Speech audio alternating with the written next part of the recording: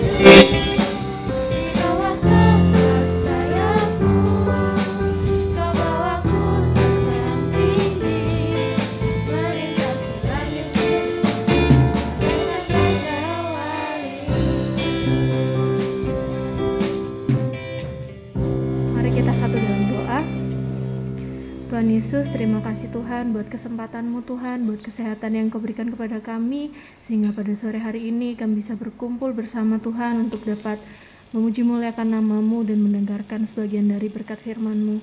Tuhan Yesus, berkati Tuhan jalannya ibadah ini dari awal pertengahan hingga akhirnya, kami serahkan semua ke dalam tangan kasih-Mu. Terima kasih Tuhan, terima kasih dalam nama Yesus, haleluya, amin. Dipersilakan untuk duduk kembali. Baik, untuk pujian yang kedua kita pujikan Terpujilah Namamu Tuhan.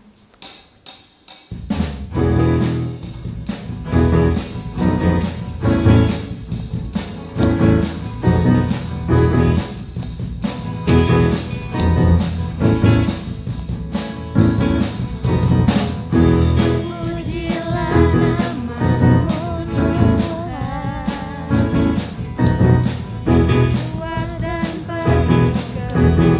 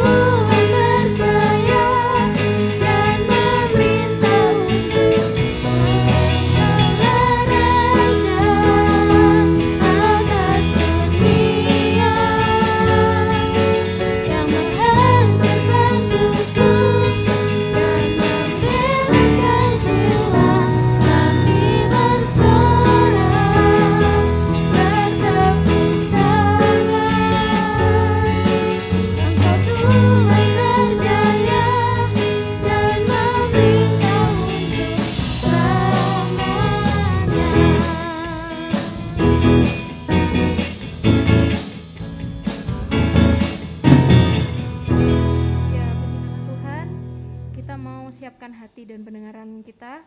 Kita mau mendengarkan firman Tuhan, kita mau pujikan Satu Hal Yang Kurindu.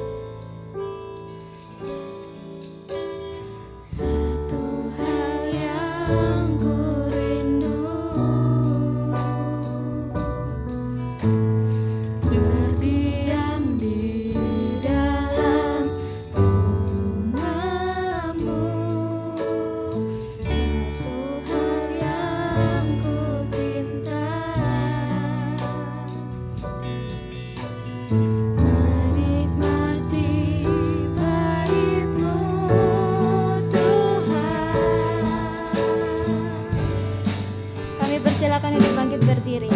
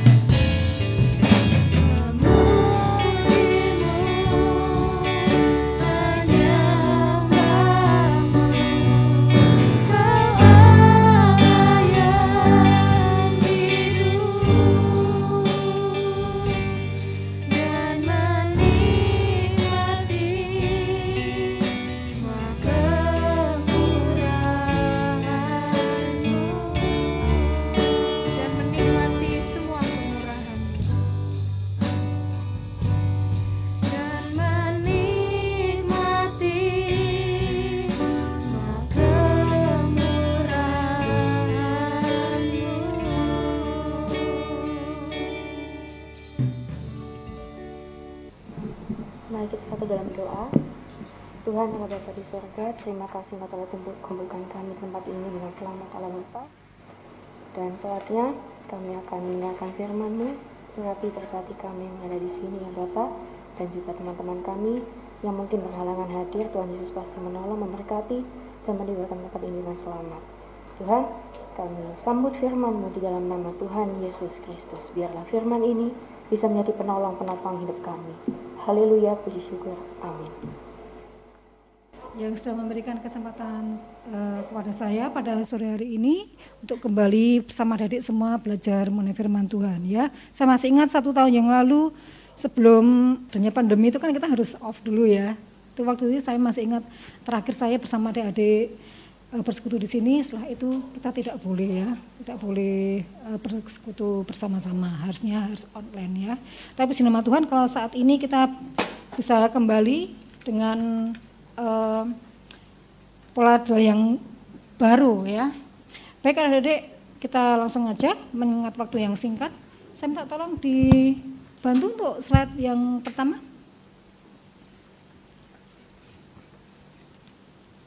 Ya, apa yang kita mau bahas yang kita belajar pada sore hari ini yaitu mengenai rasa cukup. Ya, mungkin beberapa minggu yang lalu ada sudah diajar bagaimana kita harus memanage uang kita, bagaimana harus menerima berkat itu dengan baik. Nah, sekarang ini kita akan belajar mengenai enough atau cukup. Ya, cukup itu relatif ya, Adik ya. Cukup itu apa sih? Secara sederhana ya. Kalau cukup itu berarti tidak kurang, tidak lebih. Ya, itu cukup ya. Kalau Adik punya uang mau membeli mobil itu kira-kira cukup nggak? Cukup. Mau beli sepatu itu uangnya cukup untuk membeli sepatu. Nah seperti itu. Nah juga kalau ada pertanyaan buat adik-adik semuanya, apa yang membuat adik-adik happy sih? Gitu.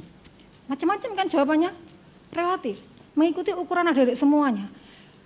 Bagi saya Bu, cukup itu kalau saya punya uang banyak. Itu mungkin salah. Ada yang menjawab seperti itu. Ada lagi yang menjawab, saya kepengen Bu punya koleksi baju yang bagus-bagus. Loh, bajumu dari rumah kan sudah 5 lemari. Kurang cukup Bu, enggak cukup, masih kurang. Nah, itu ada juga seperti itu mungkin ya, mungkin di lain tempat lah. Saya kepengen Bu punya koleksi sepatu yang bagus, tas yang bagus, macam-macam. Relatif ya, semuanya itu. Yang penting itu apa? Rasa cukup itu bergantung dari diri kita sendiri, kembali ke diri kita sendiri. Apakah yang ada dalam diri kita itu cukup atau enggak, itu kembali kepada diri kita sendiri. Nah, dan di sini kita harus berhati-hati ya adik-adik ya. Kalau semua itu keinginan dari mata ya, itu pasti turun dari mata. Waduh, barangnya bagus, ini bagus. Apalagi sekarang ditunjang dengan penjualan online ya. Di dalam online kan nggak mungkin dia akan menawarkan barang-barang yang jelek-jelek atau KW, kan nggak mungkin lah ya. Meskipun KW pun kualitasnya pasti bagus, modelnya bagus. Saya sendiri pun juga senang ya adik-adik ya, melihat aduh di online, aduh bagusnya baju ini, kepingin beli. Tapi kalau saya masih mengingat, aduh masih banyak kebutuhan yang lain, ya enggak lah, saya tunda dulu. Saya harus menyisihkan uang dulu supaya bisa membeli baju itu. Ya. Tapi kalau saya menuruti keinginan saya, tanpa saya memakai akal sehat saya, pikiran saya, mengikuti kemauan saya, bisa berakibat yang lain. Saya mungkin bisa hutang ke sana kemari. Oh, sebuah mikirnya bayarnya saya sok, yang penting saya kepengen baju ini, saya beli. Kepengen baju itu saya beli. Saya minta tolong slide yang kedua. Nah, seperti ini adik-adik. Ya, siapa yang kepengen beli sepatu Air Jordan 2 Eminem 313? Mahal loh itu. Belasan juta. Coba kalau adik-adik bisa beli, misalnya pasti ada yang bisa beli. Berarti waduh, saya lihat, waduh rek, sepatu nih rek Air Jordan. Waduh, bangga kan? Seseorang, masyarakat pada umumnya akan menilai atau melihat strata seseorang itu dilihat dari apa yang dipakai. Kalau misalnya baju saya ini, satu atasan ini seharga 5 juta. Kalau ada orang yang tahu, waduh Bu Kris rek, bajunya 5 juta. Nah, misalnya begitu. Celana saya, nggak mau saya 500.000, yang 15 juta. Nah, orang itu akan mengukur dari situ. Ini tapi harganya nggak segitu loh ya adik-adik ya. Saya nggak punya uang segitu. eman ya, buat yang lainnya aja yang lebih bermanfaat. Tapi kalau orang yang punya uang lebih ya silakan, nggak apa-apa, boleh-boleh saja. Ya, tapi kalau saya harus memikirkan itu Blitar bacanya Hermes atau Gemes atau apa ya? Ya seperti itu juga mahal. Kalau saya punya tas yang mahal seperti itu, saya nentengnya, waduh bangga ya. Berarti orang lain, wah berarti orang ini berada di strata yang atas. Kira-kira adik kalau punya barang yang bagus, yang branded semua itu bangga rasanya. Handphonenya pun juga keluaran baru, ya nggak mau yang sudah lama-lama itu. Yang lama-lama itu paling diberikan ke saudaranya yang lain atau yang sudah gimana, terserah. Nah kita harus hati-hati di sini, ya. Jangan sampai mata kita, pikiran kita, keinginan kita tuh hanya tertuju kepada hal seperti itu. Kalau hal seperti itu, kita akan cenderung memikirkan diri kita sendiri. Lupa dengan orang tua, apalagi dengan Tuhan. Ya. Juga ada satu lagi, karena adik-adik banyak yang remaja ya, game online. Nah ada ya, saya pernah membaca satu koran, mungkin adik-adik juga pernah dengar ya, ada satu anak SD kelas 6, merepotkan orang tuanya, karena dia keasikan ketagihan game online. Senang nggak kalau adik-adik punya game? Oh senang Bu, senang sampai lupa belajar. Sampai orang tua tuh teriak-teriak, ayo belajar, gamenya ditinggal, besok UAS, besok ini. Saya tahu mas, di rumah. Ada yang sampai ada yang kelas 6 di Kediri itu, merugikan orang tuanya berapa? 11 juta, tagihannya 11 juta. Lah orang tuanya nggak kaget? Waduh uang 11 juta. Apa kalau itu tidak dipakai untuk membayar game online, untuk membeli diamond, bisa dibuat yang lain, untuk adik sekolah, untuk adik membayar les ataupun yang lainnya, hal yang positif yang lainnya. Tapi dipakai untuk game online.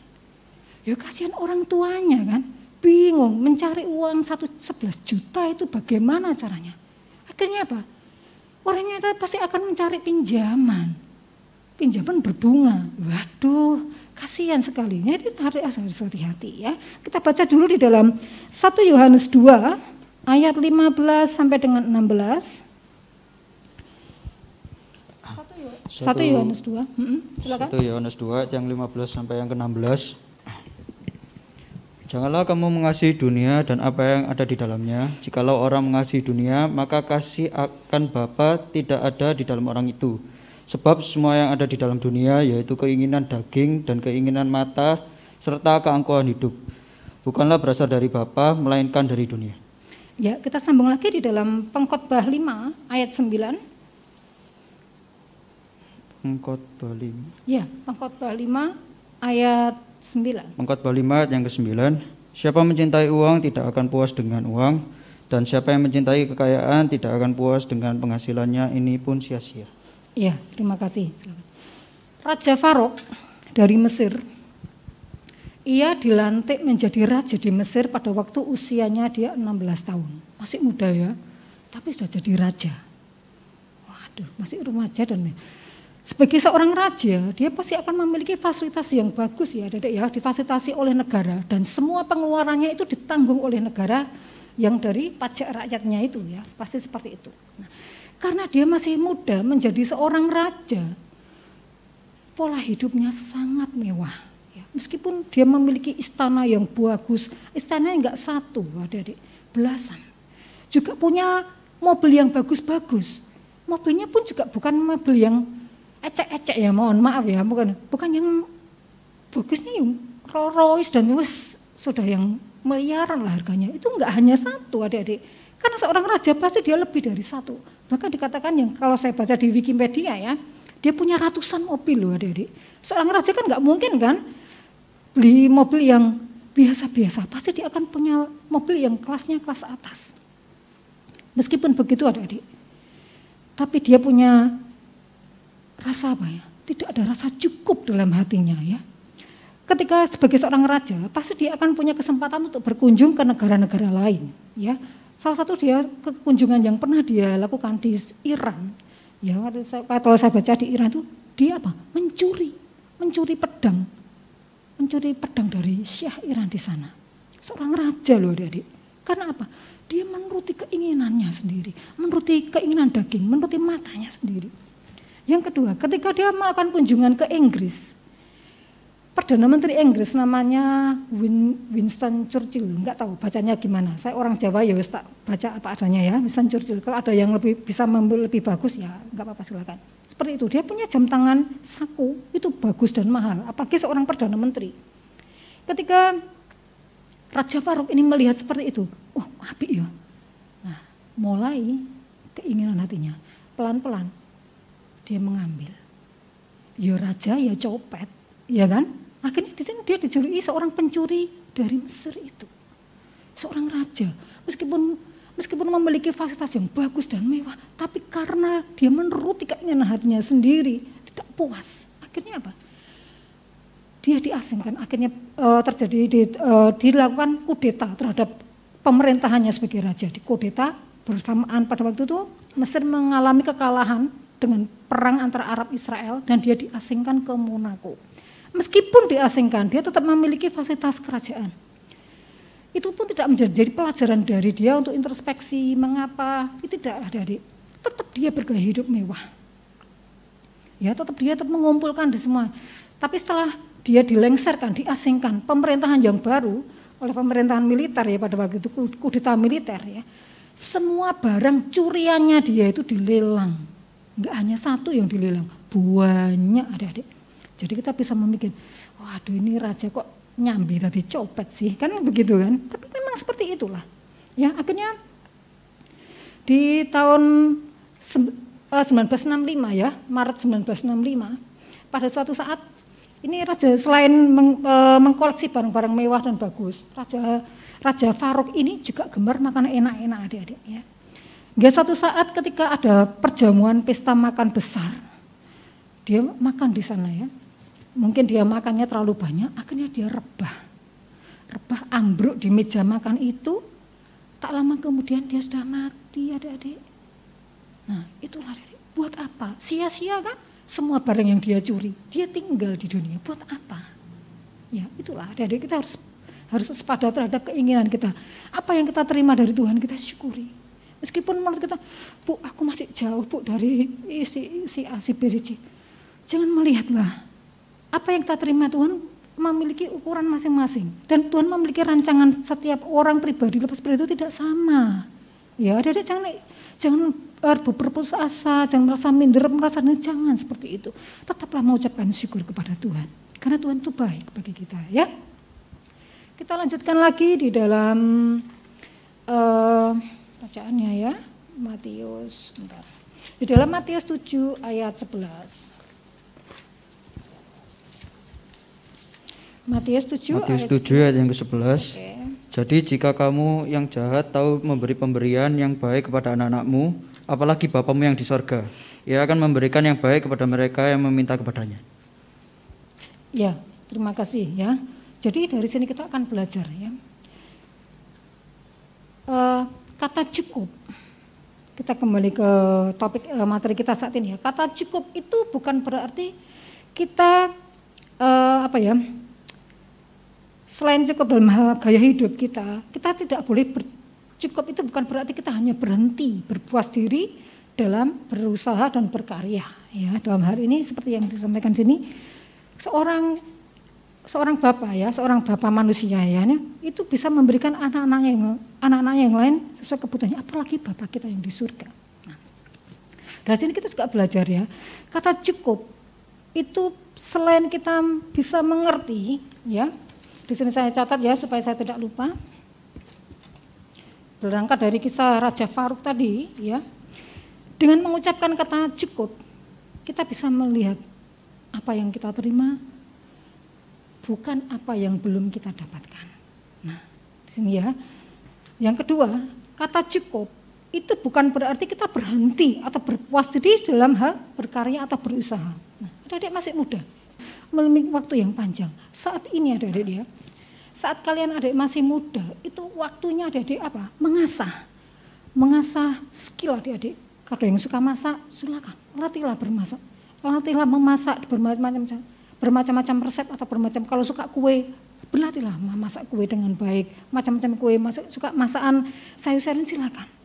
Bu, bolak-balik gosong, Bu, saya masak. Jangan berputus asa, teruslah belajar. Teruslah belajar. Itu akan, kalau kalian berlatih akan tahu, oh mengapa masakan saya gosong, mengapa masakan saya kasinan, mengapa masakan saya kurang manis, kurang sedap. Nah itu akan, kalau adik-adik langsung terus berlatih akan tahu. Hingga ada suatu saat nanti adik-adik akan menemui satu hal yang benar-benar adik-adik mantep. Nah itu mengapa makanan yang punya merek-merek besar itu mengapa mahal? Ya karena itu mereka belajar dari pengalaman bertahun-tahun seperti itulah. Ya sehingga memiliki hasil karya, memiliki nilai jual yang tinggi. Nah kalau adik-adik mau mengasah diri adik-adik seperti itu, tidak mustahil. Suatu saat adik-adik bisa membeli apa yang adik inginkan. Meskipun jangan harus mengumbar semuanya tanpa arah. Ya harus ada manajemen yang baik. Adik-adik ya.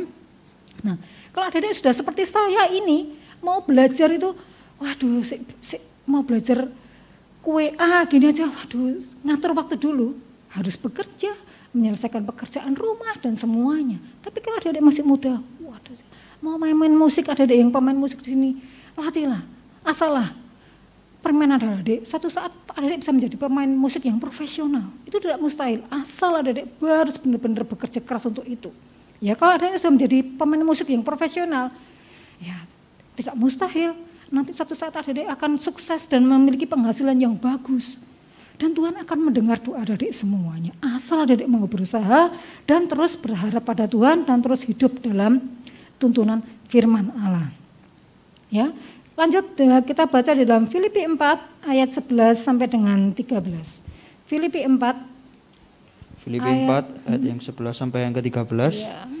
Kukatakan ini bukanlah karena kekurangan, sebab aku telah belajar mencukupkan diri dalam segala keadaan. Aku tahu apa itu kekurangan dan aku tahu apa itu kelimpahan. Dalam segala hal dan dalam segala perkara, tidak ada sesuatu yang merupakan rahasia bagiku, baik dalam hal kenyang maupun dalam hal kelaparan, baik dalam hal kelimpahan maupun dalam hal kekurangan. Segala perkara dapat kutanggung di dalam Dia yang memberi kekuatan kepada aku. Ya.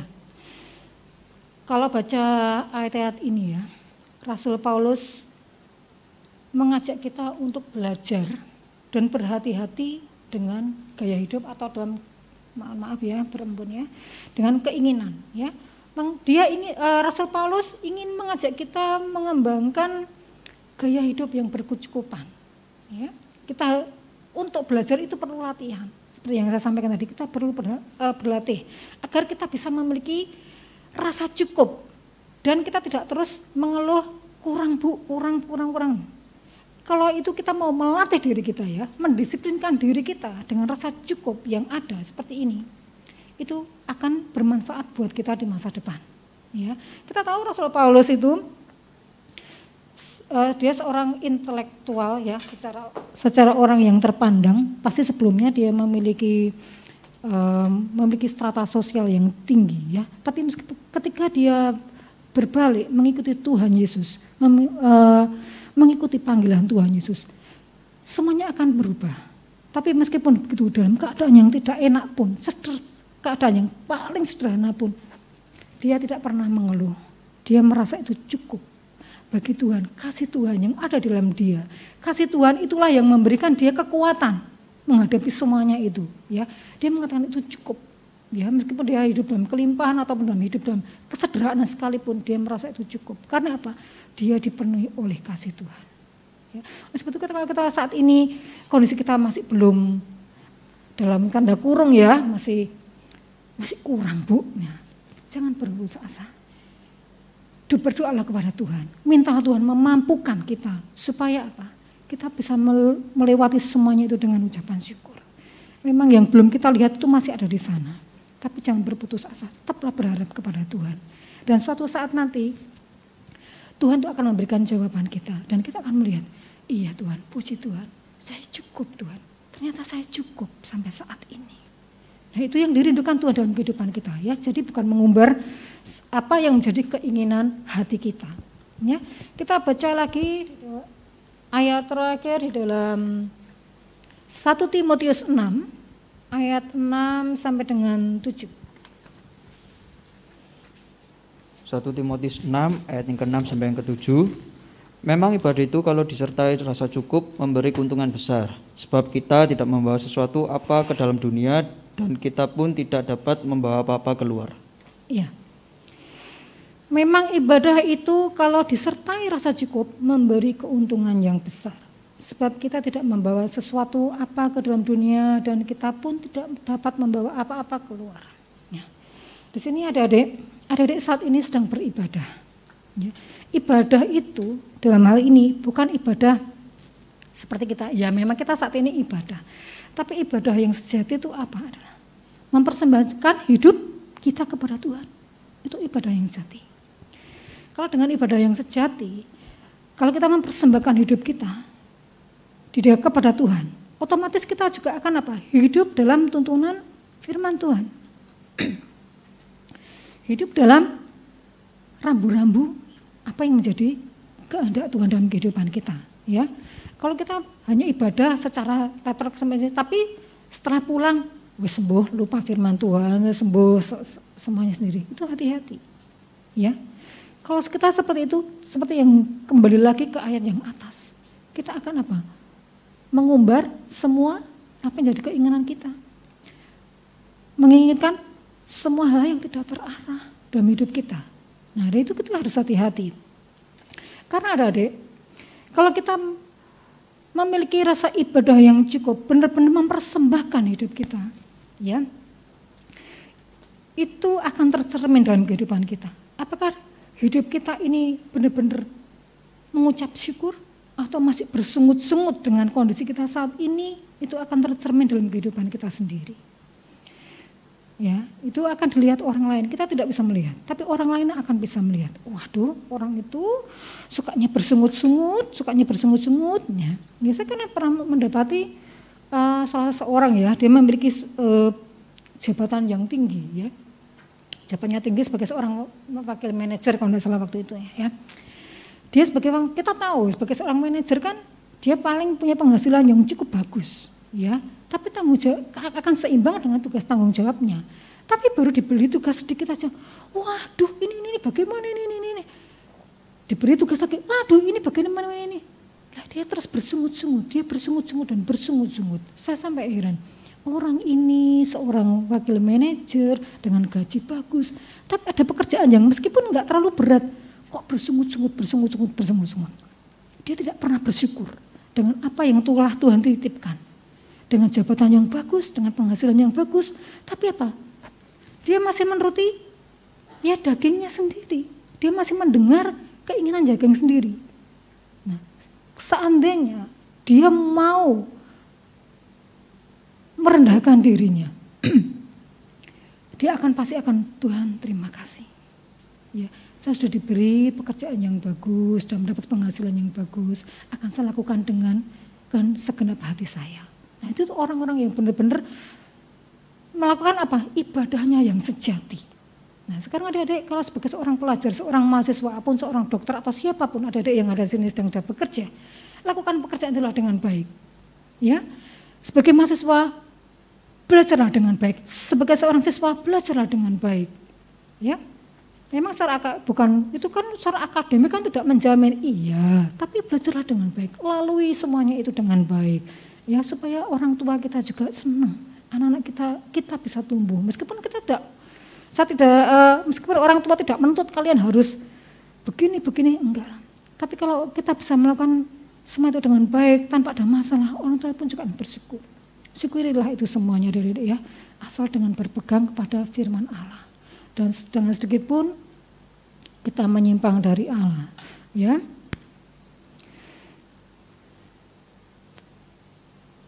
Oleh sebab itu ya adik-adik, kita harus membangun sikap positif, ya, sehingga kita senantiasa bersyukur, ya, dengan mempersembahkan hidup kita, maka kita pun akan hidup seturut dengan Tuhan. Dan dengan hidup seturut Tuhan, itu akan tercermin dalam kehidupan kita. Apa kita merasa cukup, bersyukur, ataukah kita bersungut-sungut? Itu ada di adik-adik semua. Mau bersyukur karena Tuhan telah mencukupkan semua apa yang menjadi kebutuhan kita. Meskipun dirasa saat ini masih belum cukup, tapi kalau kita terus memiliki usapan syukur, itu lain. Ataukah kita masih terus bersungut-sungut, meskipun Tuhan sudah memberikan kita berkat yang baik, sudah memiliki baju yang banyak, sudah memiliki sepatu yang banyak, bisa membeli sepatu, bisa dibelikan sepatu tas yang baik, dan itu syukuri aja. Jangan kepengin. Nah, itu akan tercermin dalam kehidupan kita semuanya. Ya, kiranya apa yang kita pelajari pada malam hari ini bisa menjadi perhatian kita semuanya ya. Baik, mari saya undang untuk teman-teman yang song leader singer. Terima kasih ya Mas, sudah dibantu. Kita mau pujikan Satu Hal Yang Kurindu. Satu hal yang kurindu, berdiam di dalam rumahmu. Satu hal yang ku minta, menikmati bait-Mu Tuhan, yang ku rindu. Mari adik-adik saya undang untuk berdiri. Berdiam di dalam rumah-Mu, satu hal yang ku minta, menikmati bait-Mu Tuhan, lebih baik satu hari di pelataran-Mu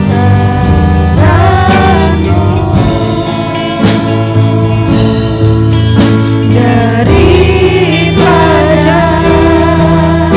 1000 hari di tempat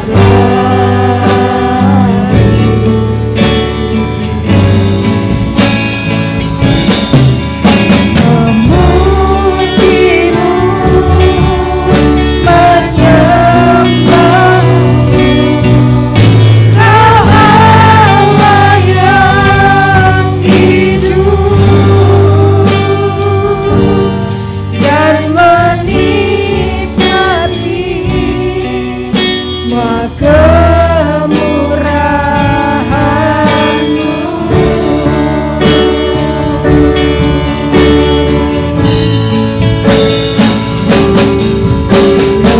Lebih baik satu hari di pelataran-Mu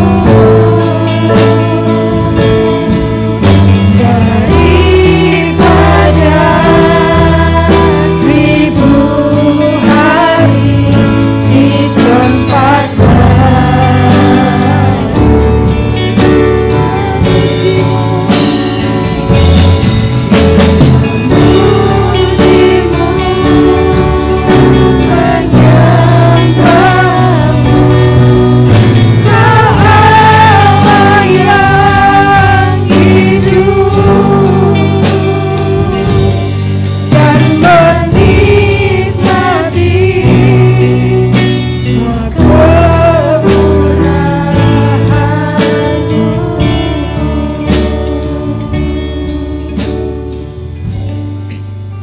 Terima kasih ya Tuhan, kalau pada sore hari ini kembali kami bersama-sama menikmati hadirat-Mu di tempat ini. Kami sangat bersuka cita karena Tuhan ada bersama-sama dengan kami di sepanjang kehidupan kami. Tuhan senantiasa mencukupkan apa yang menjadi kebutuhan kami. Saat ini Tuhan kami belajar dan kami menyadari bahwa Tuhan tidak pernah meninggalkan kami sedikit pun. Apa yang menjadi kebutuhan Tuhan senantiasa menyediakan, dan Tuhan telah menyediakan itu kepada kami dan memberikan kepada kami itu tepat pada waktunya di saat kami memerlukan. Dan ini kami tahu Tuhan bahwa Engkau adalah Allah yang benar. Allah yang kami sembah adalah Allah yang hidup. Allah yang tidak pernah meninggalkan kami sedikit pun. Engkau senantiasa menopang dan mendukung kami sampai dari kami masih bayi sampai saat nanti kami tua. Tuhan senantiasa akan menolong kami. Dan saat ini Tuhan, hamba-Mu telah berhenti sampai di sini, dan kami mohon Allah Roh Kudus berbicara lebih lanjut dari pribadi lepas pribadi, supaya apa yang kami pelajari bersama saat ini menjadikan introspeksi bagi kami semuanya, supaya kami bisa melihat kemurahan dan kasih-Mu senantiasa ada bersama kami dan mencukupkan kepada kami. Terima kasih ya Bapa di surga, apapun yang telah kami sampaikan kepada adik-adik semuanya ini jadikan berkat dan kekuatan bagi kami semuanya. Terima kasih ya Tuhanku Yesus. Selanjutnya ibadah ini dari pertengahan hingga pada akhirnya kami serahkan di dalam satu pimpinan Tuhan Yesus Kristus, Allah Juru Selamat dan kasih jiwa kami. Haleluya. Amin. Silakan duduk, kami kembalikan. Saya undang teman-teman semua untuk bangkit berdiri. Mari kita akhiri ibadah kita.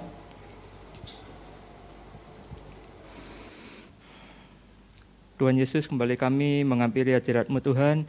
Di penghujung ibadah kami pada petang hari ini Tuhan, kami bersyukur Bapa, kalau Engkau sudah memberkati kami melalui kebenaran firman-Mu yang sudah disampaikan oleh hamba-Mu Ibu Nestri Tuhan.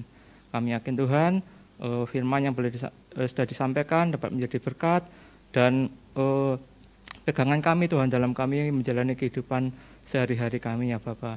Engkau juga memberkati hamba-Mu Ibu Nestri yang sudah menjadi saluran berkat menyampaikan firman pada petang hari ini Tuhan. Engkau memberkati beliau di dalam rumah tangganya, dalam pekerjaannya dan juga pelayanannya ya Tuhan. Terima kasih Tuhan. Kami juga berdoa bagi seluruh rekan-rekan pelayan yang sudah ambil bagian pada ibadah pada petang hari ini Tuhan. Engkau memberkati mereka semua Tuhan ya, dengan penuh totalitas, dengan penuh ketulusan dan kerendahan hati untuk melayani Engkau ya Tuhan. Engkau juga memberkati seluruh anak-anak-Mu, pemuda remaja Tuhan, yang sudah memberikan waktunya yang terbaik Tuhan, untuk datang di tempat ini petang hari ini Tuhan, untuk mencari Engkau, untuk mendengarkan kebenaran firman-Mu Tuhan. Engkau memberkati mereka semua Tuhan, masa muda mereka ada dalam genggaman tangan-Mu ya Bapa. Kami yakin Engkau memberkati dalam studinya, dalam kehidupan mereka, bahkan Engkau menyediakan masa depan yang baik bagi setiap anak-anak-Mu, pemuda remaja ini ya Tuhan. Terima kasih Tuhan, terima kasih. Kalau sebentar kami hendak pulang ke rumah kami masing-masing, kami serahkan perjalanan kami ke dalam tangan-Mu. Kami yakin Kau menyertai kami hingga tiba ke rumah kami masing-masing dengan selamat ya Bapa. Sekarang rekan-rekanku pemuda remaja yang terkasih, marilah kita pulang dengan menerima berkat rahmat anugerah dari Allah Bapa, cinta kasih dari Tuhan Yesus Kristus, serta persekutuan dengan Roh Kudus sejak saat ini sampai Maranatha. Tuhan datang yang kedua kali untuk menjemput kita masuk dalam kerajaan surga yang mulia. Dalam nama Tuhan Yesus Kristus kita pujikan. Bapa, terima kasih. Bapa, terima kasih. Bapa,